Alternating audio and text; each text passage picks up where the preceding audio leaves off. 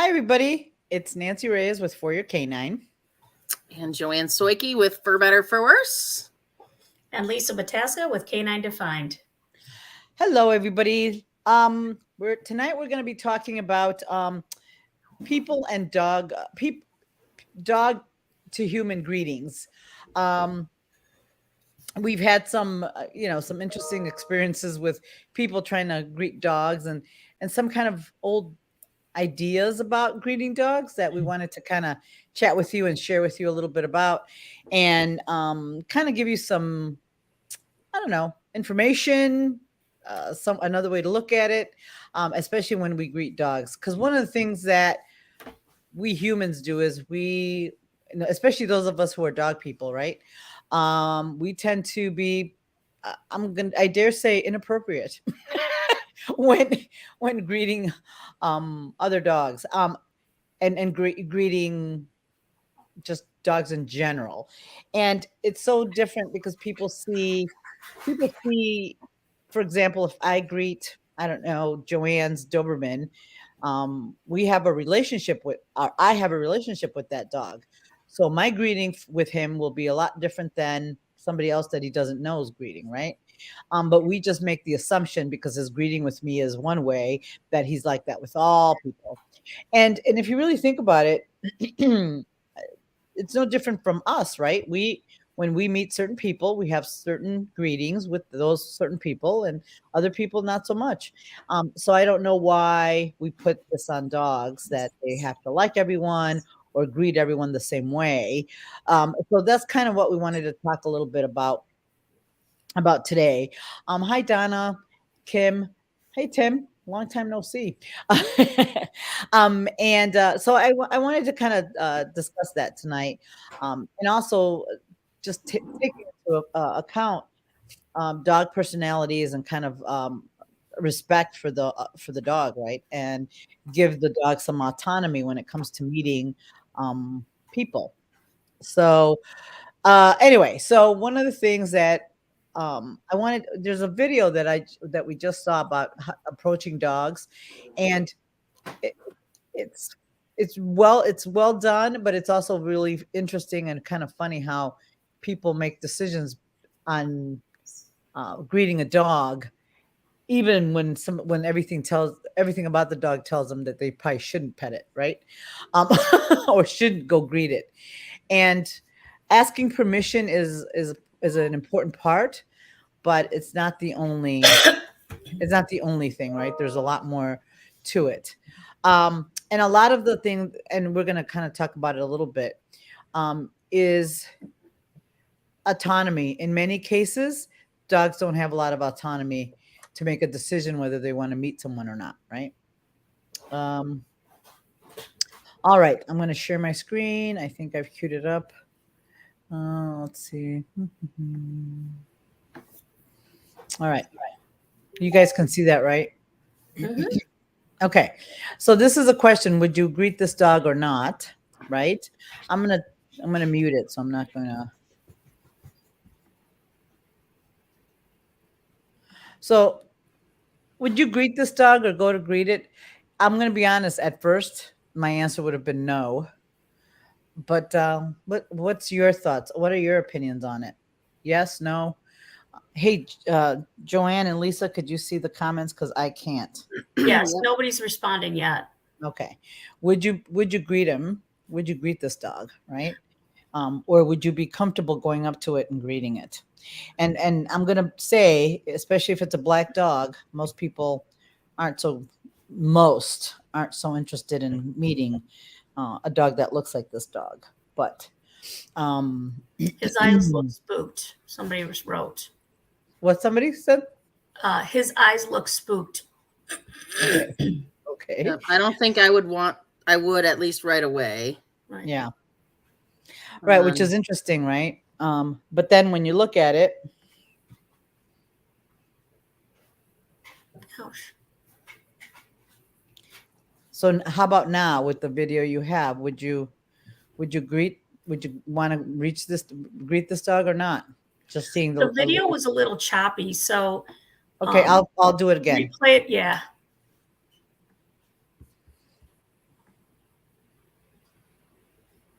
like right off, the fact that he's not doing a lot of movement is my cue. Like I wouldn't want to step up to that dog. Like he's not wiggly or anything like that. Mm-hmm. So this wasn't enough information. So it's this one's kind of a mixed one, right? Some people say yeah, some people say no. So the answer is, but with the video prior to, I would have probably been a little more hesitant, but now, right? Though, I think go back one more time. For me, I'm still not going to approach this dog. Right. I think the reason why they marked it as yes, which is a real common misconception, his tail is wagging and he's orienting to us. I'm like, yeah, but they there's also no will orient you if they want to bite you. right. And there's no foot movement, right? I mean, if it was a little more wiggly and movement of the feet, Right. It's more still. And that and plus he's a guardian breed, right? If he's a schnauzer looking type of dog, I'm not going to be like, go up and say hi to Fluffy. So, Yeah. So right there, you see the tail go a little bit, wagging that nub. But if you look at everything else about the dog, I don't like that orientation, especially since these folks are supposed to be strangers. Yeah, it could go either way, right? It looked to me, right? It's because he's so one of the things that he's not closing space, right?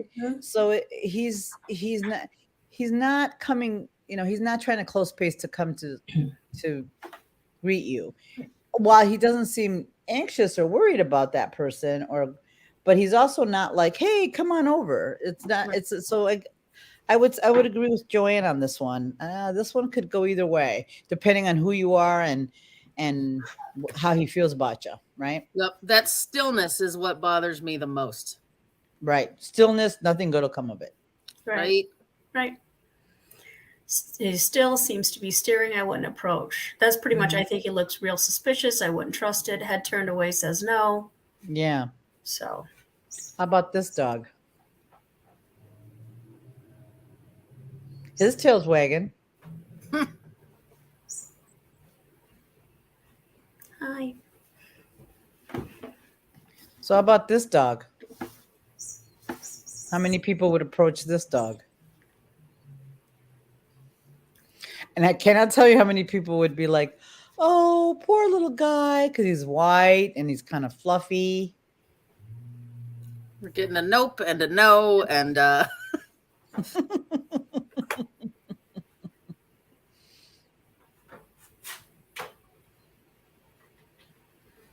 Right. No. Yeah, this little guy.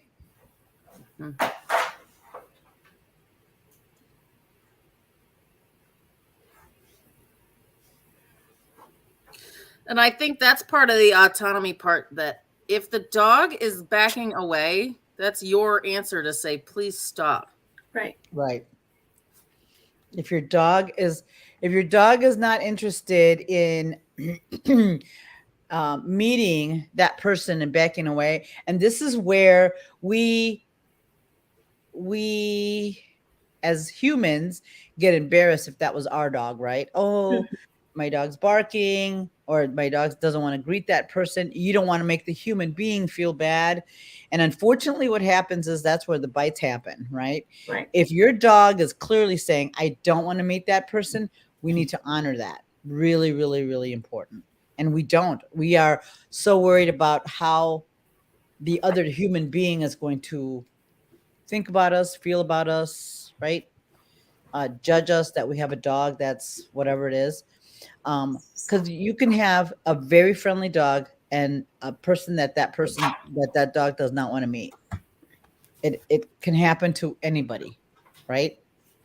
Some people, the dog may not, and this is where, going back to the example I gave earlier, if I greet Bam, well, he and I have a relationship, right? He knows me very well, and I can do things to him that other people probably wouldn't be able to do, because he's known me for a long time, and we have a different relationship. So it's really important that you get that piece, right? He allows me to do things to him that he wouldn't allow other people just because we have a history. It's no different than me coming up to somebody and give somebody a big kiss, and that person, and it's got to be somebody that I know, I hope. Otherwise, people are going to freak out if you do that, because they're not going to be ready for that. All right. And this is, I think, the last couple. Well, I think what's interesting, if you look at the body language, the ears are back, the mouth is closed, right? It's all the little commissures of the lip are forward. Yes, he's backing up. He's a low wag. You also see the piloerection through his back. So all the hair standing up, the head's up, barking towards you. You know, if you heard the vocalizations, I'm sure there's some warning on that too, but. Yeah. Well, yeah, if you hear him bark, hold on. He has a low, fast wagging tail, and his hackles are raised right behind his shoulders and down lower near his tail. Oh, that was the first clue. Yeah. So this one's pretty easy. This one's pretty obvious, right? Paw lift. Yep. Reorient. No thanks. Poor thing. I'm good. Oh. And these are the ones that people just to touch. They want to touch the dog. Poor baby. And you'll also get the stretching food out, trying to offer food, trying to do all the stuff to get the dog to be okay with that person or that situation, right? So play that one again, because the thing I find super, super interesting about this one, it happens very, very quickly. But with the dog, when the dog's still in front of the guy. Oh, hold on. Rewind just a little bit. So, okay. So the dog's like, no, please. Right?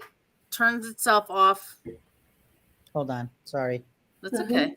So no goes to the left of the handler, right? And immediately says, please help. And like goes in and is like, help me, please. And when the handler gives nothing, like, I guess I got to take care of this myself. Right. So if you look at how fast that was maybe 2 or 3 seconds where the dog says, please help me. And the handler's like, la, la, la, la, la, right? That's how fast the dog can decide to bite. Right? Please help. If the handler may have said, I got it, buddy, and put a hand down, even on the top of his head, right? It's okay, I got it. To reassure the dog might have been like, whew, okay, God, thanks, you got it. But in the absence of any support from the handler, the dog's now saying, I'm going to put you between us. And if somebody continues to approach, and people do. Yep.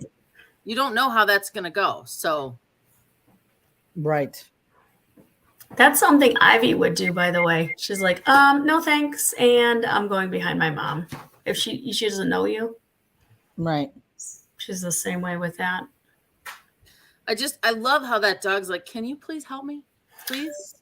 I think the other thing that makes me crazy too sometimes is that, was he abused? People automatically assume that something happened to the dog or in the history and everything. It's like, I was a shy kid when I was young. Whether or not I was abused is a whole nother story. But my point is it doesn't necessarily mean that, right? So I think too, a lot of people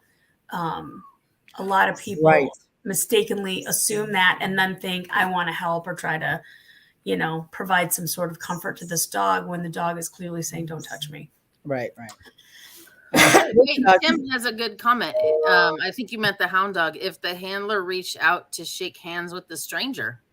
Yeah, like that's going to totally depend on the dog, right? Because that could absolutely create the space for the dog. If the human's like, hey, how are you? Nice to meet you, right? And then boom, the dog's already behind you. You're pushing that human even farther away.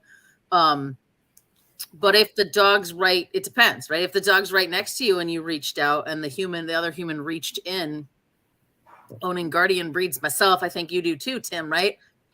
Might go different with the guardian breed than a hound dog. Yes.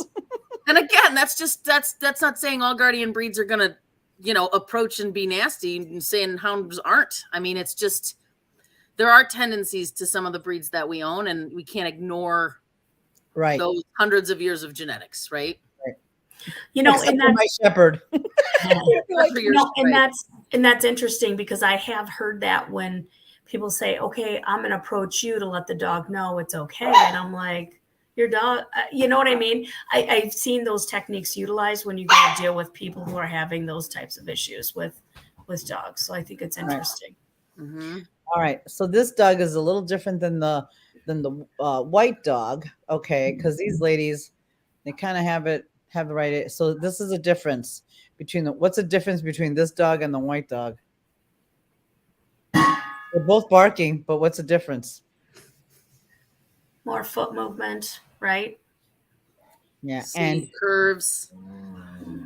And he also is coming at that person in a squishy kind of way, right? Very, very. His approach is much more friendly. He wants to jump on her and all that stuff. So it's a little different than the white dog, even though there's vocalization there too, right? So vocalization isn't always bad. Isn't always bad. So one of the things I'm gonna say about this video, I am not a big fan about putting your fist out so the dog can smell it, because that is awkward for the dog and it's not so great. But what she's doing here is kind of having a flat hand, which I don't think that's such a bad gig, right? It's more natural, to be quite honest. I don't know what you guys think about it, but she puts her hands out, just kind of not touching the dog, just letting the dog come into her space, which I think is nice.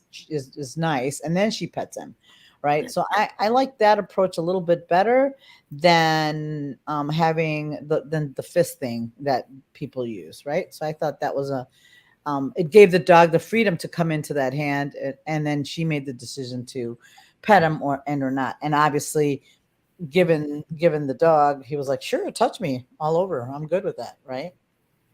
Mm-hmm. So I don't know. What do you? Because I've been watching so much video of the person. People are like, oh, the back of the hand. Smell the back of the hand, which is so weird. The dogs are like, I don't want to sniff the back of your hand. You know what I mean? It's not. But I like it's more. It seemed to be more natural to me, I thought. Well, having your hand open and the dog approaching is different versus extending your hand towards the dog's face. Right. Right. You're taking space, which is, if the dog is uncomfortable, that's threatening. Right. For sure. Right. And this upside down is usually a cue for the dog as well, right? We get food from hands. So, right. And that's an even bigger thing. If I don't even want food, I'm not even going to sniff your hand. Like, right? Or I don't care about you, or I'm not social, or I don't, right? Those are all, don't care. Well, in her case, if you looked at her body language, she did offer the hands, and then she kind of moved the hand back away so the dog could approach space if it wanted to. Mm-hmm. Once the dog was acknowledging it, then she leaned over and was able to manhandle the dog a bit. Right. And I think, I think it's like she took the cue from the dog to say, I can touch you. Right. And I know you guys do the same thing when we deal with potential questionable dogs. Like there's no way I'm walking into, if I'm getting called into a private situation where I go into a home and they're saying their dog is aggressive, I really believe them. I'm not going to say, no, you're not lying, you're lying or whatever. And then I let the dog tell me. But the first thing when I walk in, if there's potential door issues, and if you've done any of these, that people will be like, they want you to see what the real issue is. I'm like, no, I believe you. Put your dog up and let's get to know each other. And then at that point, if the dog decides, hey, you're okay and you're safe, then I'll wait for the dog to offer coming up to me to say, you can touch me now. So. Mm-hmm. Yeah, no, I like this approach because a lot of people do the hand out to the dog and all that stuff.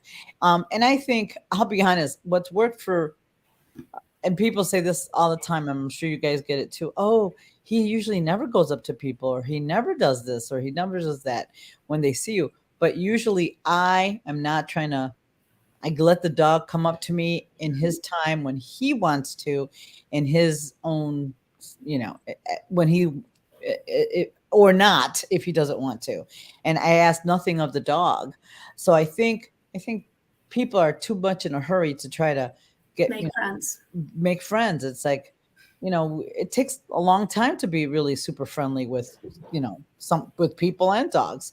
So it's really an interesting thing that, usually I ignore the dogs. I don't ask anything of the dogs. And if they want to engage with me, we will. And if not, it's okay if they don't want to too.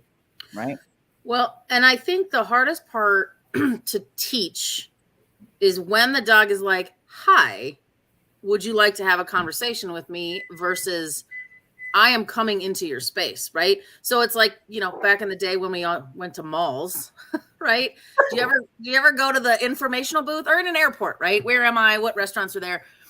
You walk up to that informational booth and maybe somebody else is already standing there, right? Could you imagine if you walked up to read something next to somebody and they just turned around and gave you a hug and were like, right? I'd be like, I have no idea who you are. Get off me. Right.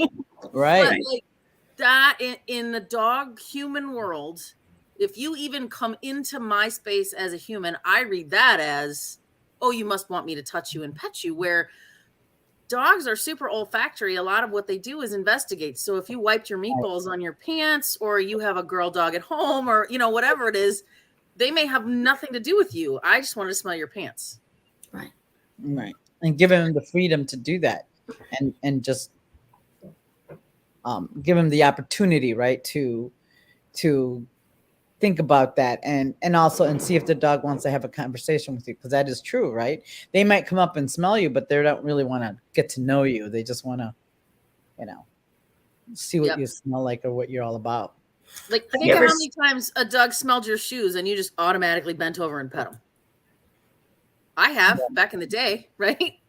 Tons of times. Yeah. Right. Sorry, Lisa, what were you going to say? No, I mean, I was just going to say that's correct, where you go ahead and you go to pet him and the dog's like, what are you doing? And they jump back. And I'm like, I'm sorry, that was my fault. I won't be stupid the next time. But it's true. It is true. We do take liberties. And I think that's interesting that we take more liberties with small dogs than we do larger dogs. Oh, yeah.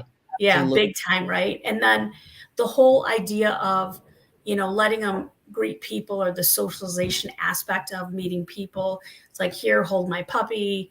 Even the puppy's all stiff and like rigor mortis like, and like, I'm not happy with this. And it's good socialization, right?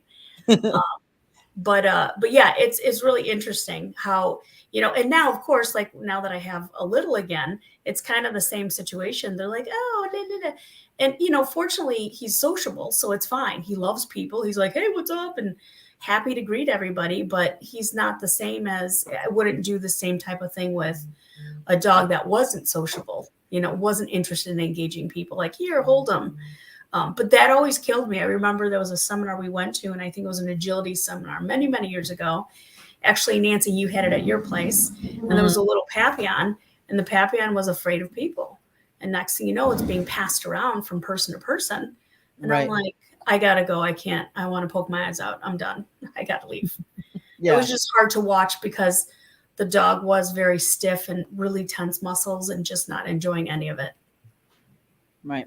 And that's what I mean. I think, and like now I have I don't have a little dog, but I have a young puppy. Right. So I really make sure that he wants to approach that person, that he wants to be handled by that person. Because just because he's a lab, that the assumption that, oh, he's going to be great with everybody isn't a good assumption. So quality socialization versus quantity. So he has the autonomy to go and visit, and if he doesn't want to, it's okay too, right? And he is he likes people, but he's kind of a thinker a little bit. So he's checks it out, then he goes in and does it. Where my other lab will just and the shepherd will just be all.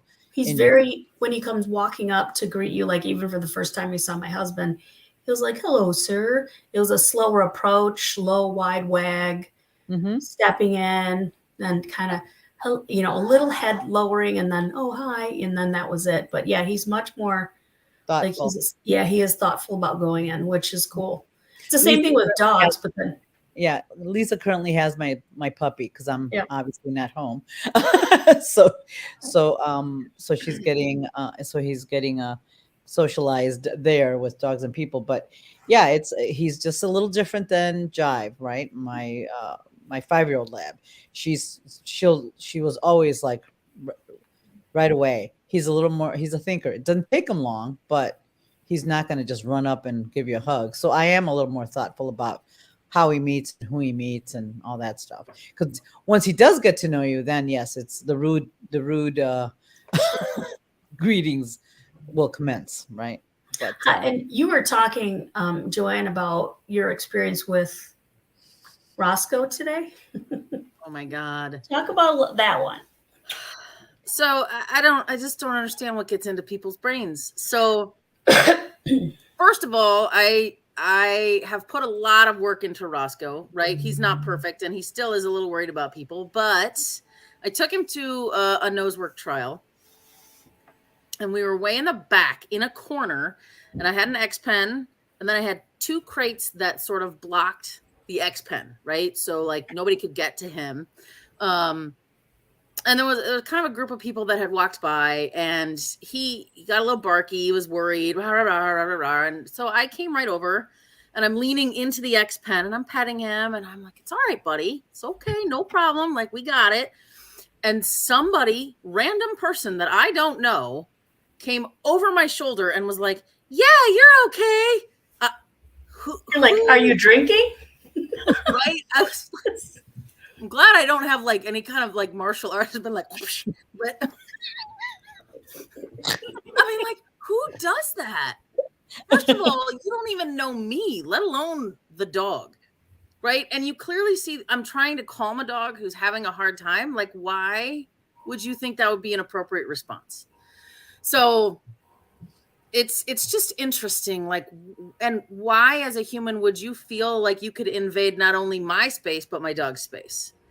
I don't know. I was so confused. Like, it had me reeling for a little while afterwards. Like, all of the things of like, how did you get to that decision that would be a good idea? So I don't know. Well, and we had, I had my female shepherd in my car, in my van. And she was loose, but she was able to, she was there and in my van. And I was potting one of my beagle, my Bailey at the time. And I heard Cha-Cha barking and there's this woman that was passing by. I didn't even notice her because I was focusing on the other dog. And the woman had her head all the way in my car. And I'm like, wow, thank God Cha-Cha liked people and it was a non-issue. But I'm like, I don't know how you and what would possess you to do such a thing. So it was really an interesting, I was like, it's like, in what galaxy would I do that? And I love dogs and I can read them pretty well, but there's still no way I'm going to stick my head in somebody's car with a barking shepherd. So it's just an interesting thing. So speaking of which, so I have my oldest brother, Daryl, love him to death, but he's not the most savvy, or I don't know, doesn't read social cues very well. Anyway, I remember I put my dogs in the room and I had Simon, who's a biter at the time. And my brother's like, where are the dogs? I go, they're in the room. He goes to my room, opens the door. Simon's loose. Hi guys, what's going on? And I'm like, what are you doing? You're going to get your face bit off. And he closed the door and I was so mad at him. I'm like, I need a lock on my door, just, like a deadbolt or something to be able to keep the people out. I'm like, I'm trying to save you, trying to help you help yourself. But, clearly not. And that kind of goes along with Amy Barth was talking about her brother and how they greet dogs. Great with people, but he bends over them, pats them hard on the body and the head like they're a drum, to the point where the dog's body gets moved, pats them to get them and gets them all riled up, then yells them to off when they jump up on them. So, and it's crazy, right? How you're around people, you're like, even though people you think and you're like, what are you thinking? What's happening in there? Because that's not right. So that's why it's one of those things you want to give. You want to give the dogs the autonomy and some good information and have some good quality greetings, so that when they have these not so quality greetings, you hope that you can make still be okay for the dog, since he's had a history of some good, like in Roscoe's case, he's already had some good history, so that person reaching over still has his hand. There's no holes and no blood. So that's kind of that's kind of what you were kind of going for, right? So that the dog then has a nice good history of good social greetings with people, so that when there is an inappropriate one, and there will be, it'll be okay. They'll be able to get through it and past it in a good positive way, right? So Lisa has some video. Hold on, and I'm going to. So, and we talk about, one thing I want to say is that we talk about the greeting of dogs, and I think a lot of times it's not the same in other countries. I mean, every country is different, but in Europe, if you go there, there are certain places that they help itself the society lends itself to helping you train your dog. You don't get to pet all the dogs, right? And I'm like, stop touching, just stop, because it's not okay. And when in the other countries, remember, the dogs are off leash, they're hanging out with their handlers, they're not a nuisance. And when we allow our dogs to, especially our dogs who are excitable or sociable, greet random people for no reason, we're promoting rude behavior, no control or thoughtful interactions, right? And then overexcitability, and then bad stuff's going to happen. I mean, I've had dogs where they were sociable and somebody kneed them because they were jumping up, and I'm like, how dare you? And so I'm super careful. It's like, just because my dog's social, it's not that I don't trust my dog. I don't trust other people, what they're going to do to them in the name of training to prevent them from, doing a poor behavior that they don't like. So, to me, I'm like, nope. You don't get to say hi to people. So I think a lot of times one of the things we need to do is set ourselves up, with some of the things we're talking about with the autonomy and so forth, but also to give our dogs some skills to say, be their support, be able to help comfort them when needed, be able to give them skills. But some of the skills I would look at is giving them permission to go say hi. So first it starts with our eye contact. Are you engaged with me? And then even if you're sociable. And so I sent, Nancy 2 videos. One is of Pan, who's a little cattle dog, and she's a bit sensitive with people. So, and I saw that early on. And so I was like, well, we're going to have to work on stuff. And then so you instill the skills, and then you start adding the challenges of people versus they don't know, etc., if you choose to go that far. And then I did another one with Cadence, who's my Dutch Shepherd, and she likes people. She can be a little bit rude, but she's, once she knows you, she's really rude, but there's a video of that as well. Yeah. All right. And then the other thing too is teaching your dog a polite greeting, even if whether you have a dog that's a little sensitive to meeting people or a dog that's overexcited, because an overexcited dog can actually be more dangerous than a dog that's more sensitive, right? The sensitive dog isn't probably going to want to go up to the person, but an over friendly dog, and this is where the problem comes in, right? A dog that's over friendly, that jumps up on people and stuff, can actually hurt someone, and it's going to cost you some money when that happens, right? So I am really big about not allowing my dogs to jump up, or they can break stuff too. That's the other thing. I am like, jumping up, you cannot jump up, and you cannot jump on my desk or anything. You cannot be that wild. You will learn how to not do that, because if they knock somebody over or break somebody's equipment or computer or whatever, I don't want to have to pay for that. So I am a lot more thoughtful about that. But anyway, so here I'll pull up this video. I think this is, nope, that's I think this is the video right here. There we go. You guys see that? So this is this was a feat for my husband to listen, actually. This was really funny. The what? It was a feat for my husband. There was one point there were outtakes and he was going like this in the air. And I'm like, what are you doing? I'm recording this. And he's like, there was a spider. I'm like, you're an idiot.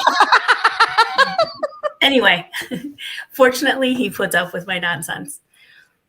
So this is Pan, and Pan I got pretty early on. And I was working on eye contact, and her, she's a bit sensitive when she meets new people. Like, she's interested, but she's kind of stretchy and not fully comfortable. And it takes her a while.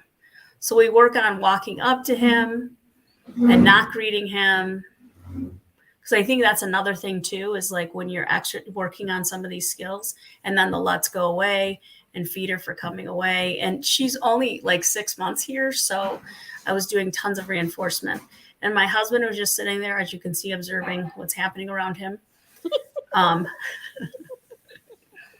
He's great. We do a few times where you approach, because I think sometimes when we do the go say hi as an exercise, we set a pattern for the dogs. Every time you approach, you get to say hi. So I was like, go say hi. She's like, no, thanks. He gives the hand. There's the hand. And she's like, I know him. And she came away. And this is a great idea, right? Lisa's doing it with her husband, who the dog knows. So that's a great way to teach them the skills with somebody they already know. So they're not under stress, and they can learn the skill with a familiar person or, situation. I think I torture her a little bit here. I don't remember. No, I don't. Yeah. So that's really important. It's so much easier when you do it with somebody that you know, that it's comfortable for the dog, right? The other thing for dogs that may be a little sensitive to people, Bruce just offered his hands. You can also have that person feed the dog and then call him away from it. So that creates a positive association with the person too. But so, and initially right now it's just giving her comfortable. And you see how she doesn't go into his hand. She just stands up and she's kind of like, okay, but she's getting a little bit more relaxed in with the whole process, right? It took a while, right? Because she was sensitive, and she was okay with me, like even with me, and you've seen some videos with her, but she's a bit more softer when she's around people. She's more naughty because she's comfortable when she's around dogs. But I think the other thing you could do too is toss the cookie if the dog, like if you get, depending on what your dog's telling you from a body language standpoint, if the person has cookies, you can always toss the cookie away so that there's a positive association. But the pressure, because sometimes I find you guys see this too, where the person gives the dog as a cookie and then they're friends. No, right. Doesn't work that way. Right. Okay. So Emily, go ahead. No, go. You go. You. So Emily says, my Great Dane only shows aggression towards my older brother on a regular basis, having a difficult time on choosing an appropriate way to change her behavior. I think you need to know first, is your brother doing anything, or does the dog just hate your brother? Because there's a lot of things happening there. Could be smell, could be a lot of different things, right? Right. It could be, I think I might have this exercise that Lisa started doing, maybe a good she hates him for no reason. Emily, there's something. Yeah, I'm telling you, there's something that she's reading about him and it could be, and I will tell you this, it could be a look. Because if this is, I think, okay. So what's your pup's name again? I think I'm trying to remember. You have the Great Dane, right? But something has happened that's all of a sudden been a big deal. And if you're the same one I'm thinking of, which I think you are, Louise, yeah. So Louise was sensitive from the get-go. She's always been a sensitive dog. So if he put too much pressure on by looking at her too much or trying to, be friends with her too much, she's like, so not cool. You're not reading the social cues. I don't like you. And there's some dogs, like people, that are less forgiving than others. That social tolerance is something that is, some of us have more than others. So, and if I remember correctly, Louise was a little more sensitive. So I think that's part of the reason why. The best thing I would do is just put her up or put her in a different area and maybe have him toss treats to her behind a gate or something as he passes without acknowledging her, provided he can follow directions. Because, we have family. We know what it's like. We do. We all do have family that you're like, why are you doing that? Okay. So here's a video, and this is apologize. I'm sorry for. Let's see if I can find the video. I have it. Hold on. I'm going to have to. While you're doing that, I'm going to answer this other question. How much of a greeting does a dog need to do the CGC? My dog asks to greet people, but she likes to keep it brief. All it has to be is brief, right? The CGC is looking that your dog has manners and is not going to, maul me when I come up, right?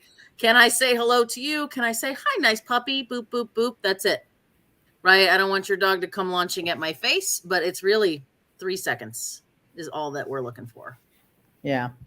Hold on. Let me do it this way, which is going to be a little easier to there we go. It's a little easier. So I turn off the sound, and so this is a dog that does worry about people some, as does the handler. So this is just a little bit of similar to what Lisa did, attention and focus. And she sends them to say hi. But so we're waiting because she didn't have his attention. And so she had to reset him. The dog I've been working with this dog a little bit. So Mary's done a really, really nice job with him. Actually, if you probably see him, you probably won't. So here she lets him go. This is the important piece. Nice, loose leash. I'm feeding him. I stop, and she calls him off. A little bit of a tight leash. The big goal here is not to have a tight leash, right? Really, really important. And then she's going to try to approach someone else that he doesn't know as well as he knows me. And she gives him explicit permission, and he gets paid. So this is something you could try at home, so you have a little bit more control if the dog's comfortable and your brother cooperates. However, I may start like what Lisa said with behind the gate, tossing treats, stuff like that. Dropped a treat, and there you go. And getting him to come away. It is really important that you have a loose leash, because if you don't have a loose leash, a tight leash can cause a lot of other issues, right?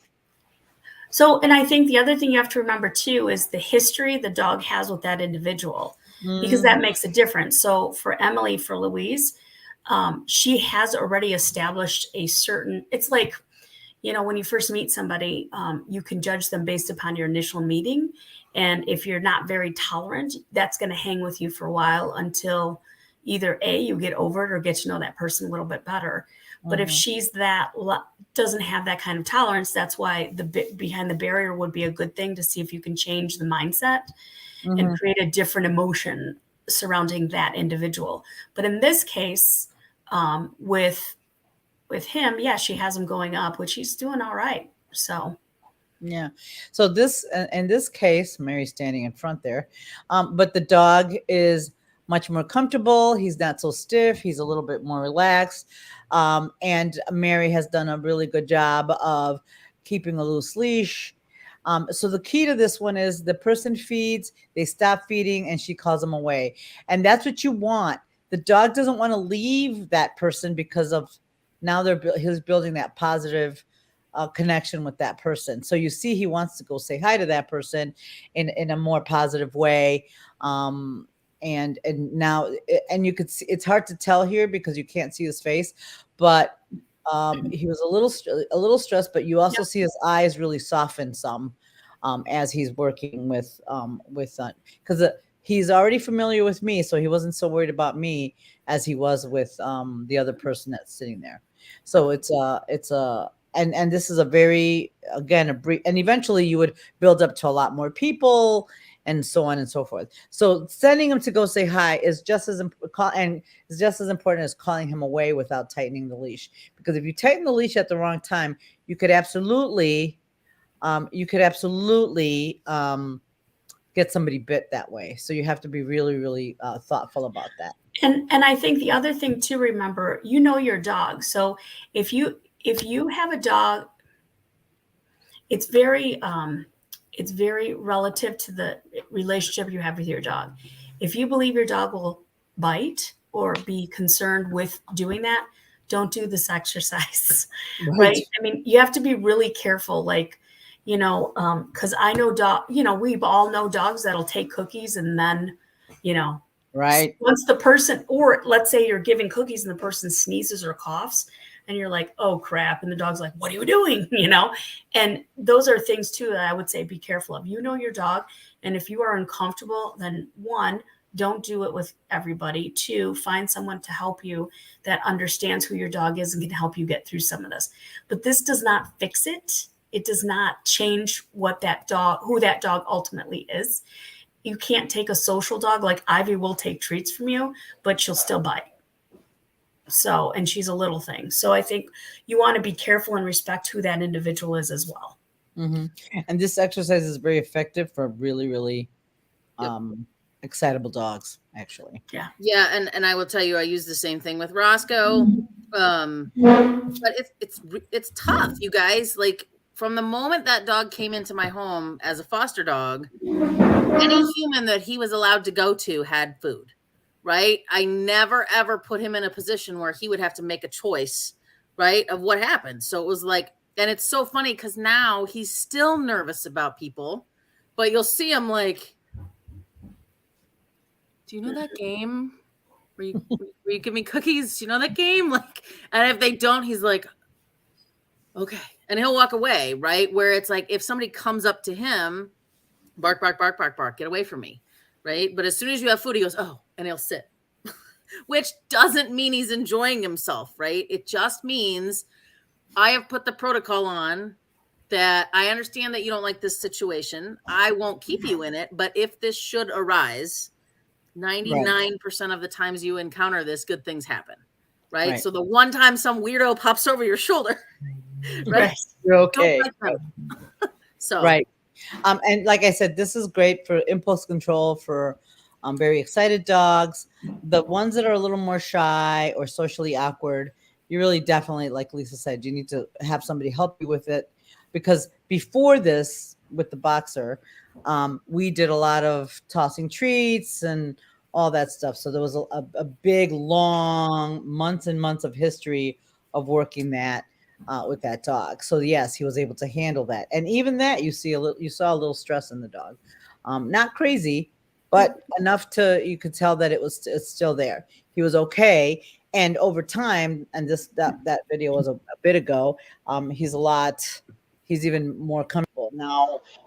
He can be around people and he's not as concerned, which is good. Doesn't mean he's perfect and he's great and he's going to be like, woohoo, I love people. Because all you're doing is changing what the dog feels like from the inside out. And with dogs and people, that is the only way you can do that, really. You have to change the way they feel.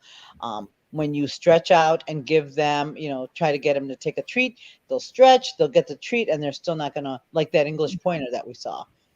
They might take a treat, but it's not going to be pretty, right? Yep.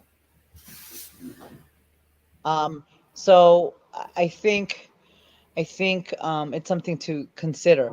And again, and this is polite greeting for everything, right? You have an over-friendly dog or a not-so-friendly dog.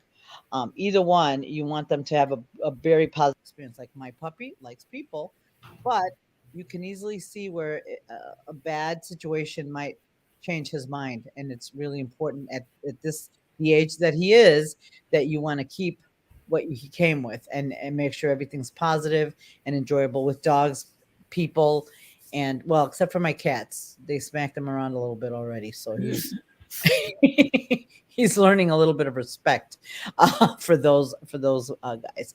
But yeah, so Joanne, read what Stephanie wrote. Yeah. So it's funny. She has Danes that are like, hello, I love you. Right. So I'm astounded by the people that come running up when we have our Danes with us. They're so offended when I don't allow them to touch them, even at 3 a.m. You got dumb people wandering around. But so I'm going to tell you this, and right or wrong, you guys, some of you will probably be like, I can't believe you did that. But I live alone, right? And so that's not why I have Dobermans. I love the breed, but I'll tell you what, it certainly makes me feel a little safer when I have a big male Doberman in the house, right? So many of them that I had before this one were like, you'd never know. They were Doberman, right? Like, hi, I love you. So when I would go for walks, I would actually teach my dogs if a real low level, if I go, woof, right, and they would speak. It was just a speak command, right? But I would be able to look at them and go woof, right, and then they would bark really loud. And so I don't know, something with pointy ears that's barking sometimes deters people. Maybe not everyone, because I wouldn't approach Great Danes even if they were nice at 3 o'clock in the morning. But sometimes those big giant woofs that the big barrel chested dogs can push out. Maybe teach your dog how to speak. And if you really wanted to perfect it, you can almost do it like on a little hand command in front of them, where you could just kind of do like a little something like that. And they'd be like, blah, blah, blah, blah, blah, blah. Right. I know Nancy's like, please don't teach my dogs to speak. But it's food for thought. It's something that I think without the dog actually changing their, getting into a situation or feeling nervous or anything like that, it's a game that you can play with them that also should help back people off. You could try it. Yeah. Why don't you share about that one time that you were trying to get into the hotel and you had Lucy and Bailey? That was fun. And I was standing at the car with Simon, my biter, and Lacey, I think, or something. I couldn't help you. So we were going to a seminar.